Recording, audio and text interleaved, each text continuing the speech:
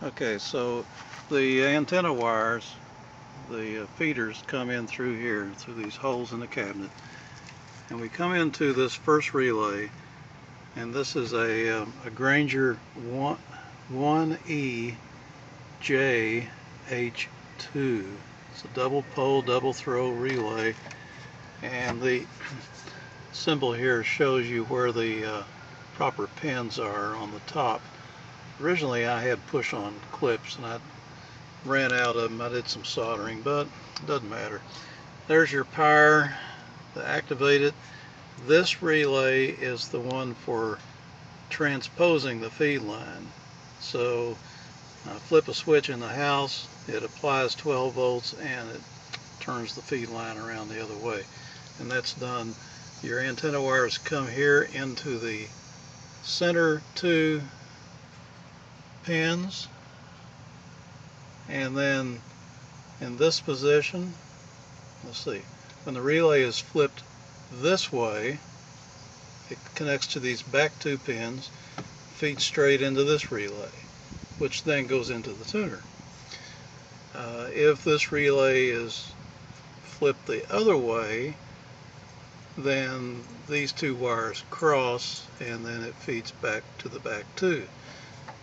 So that just transposes your polarity on the antenna. And then this relay is for grounding the antenna. So I've got a ground terminal here. This is a piece of bathroom tile or some real thick stuff. You can drill holes in it, put wood screws in it or sheet metal. It's pretty neat stuff. But this is a ground terminal, and I've got the back two pins here connected to it. And so when the relay is powered off, that takes the two input leads here, which came from the antenna, hooks them to ground and runs them to this, and then this goes down to my ground rod. And then the back two wires here, this goes to the ground terminal of the tuner, and then this goes to the hot output, single-ended output on the tuner. This is an MFJ 998 auto tuner, and if you look at the back here, you can kind of see how it goes. And then there's my coax, got a right angle connector, my power, 12 volt power line comes off right here, and I got a couple of toroids wrapped there to keep RF off the power feed.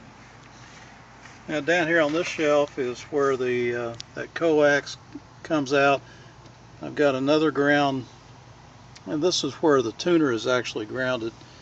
So one side of the antenna is directly connected to ground via this right here, and there's no balun, and it works much better without a balun.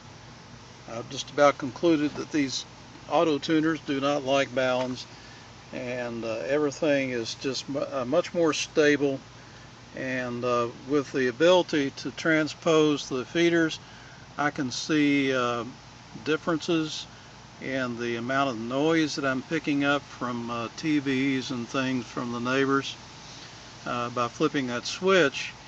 And it depends on what band you're on, but yeah, you can sometimes see a little difference in the signal strength on signals depending on the arrival angle and what have you. So down here is where the power, the control lines come in, and this is some cable. It's 7-conductor cable that I bought at Lowe's. I think it's made for irrigation. Yeah, it's underground rated cable. It's pretty cheap. It's got 7 connectors, and I don't need that many, but I went ahead and got them. And got another toroid here. This goes up to those two relays. These two cables do. It's DC voltage. And this coax going to the shack is LMR 600. Then we've got an N connector on the end, an adapter, and SO239. Here there's some RG213 going up to the tuner. So inside we've got the the power for this grounding relay, that connects directly to the power supply that I use for the rig. So in the morning when I turn the rig on, it shoots 12 volts out here and activates this relay, ungrounds the antenna for me. So, and also I can do it manually. I have a manual switch in there that I can ground the antenna if I want to, and another manual switch that I can actually turn the power off to the tuner.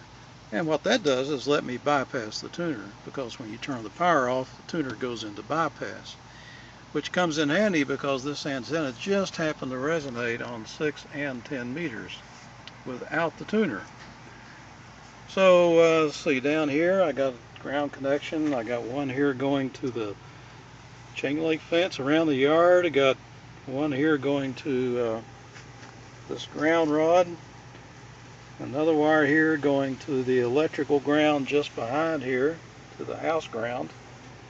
And another one, let's see, this wire, which is like 8-gauge copper, going underground for about 75 feet to the other end of the yard, and ties to the other end of the chain link fence.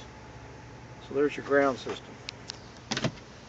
And then the antenna goes up. There's your feed line going up. Let's see if I can get back here to where you can see it better. It's a little sunny out, but going up there, and it's 43 feet to the very top, and then it goes out. One leg goes out to that big tree way out there. It's about 55 feet or so high on one end, and then the other leg goes over to beyond that truck. Don't know if you can see it or not, but it kind of slants down. It ends up about 25 feet or so high on one end. So that does throw the thing out of balance some, but it doesn't really matter. There's going to be some radiation from the feed line, some, but I found that the lack of a balun actually is a big benefit. When I used a balun, I did use the best, the DX Engineering. Cost about 180 bucks or something, and the balun gets hot. And the reason it gets hot is because it's trying to balance the RF current in each of these lines. Well, it doesn't do that by increasing the low one. It does that by decreasing the high one. So you end up wasting that power in an attempt to balance your feed line, which is kind of dumb, really. It's not dumb if you've got RFI or something like that, but I don't have any RFI problems, so this worked out really good for me. I think that's about it.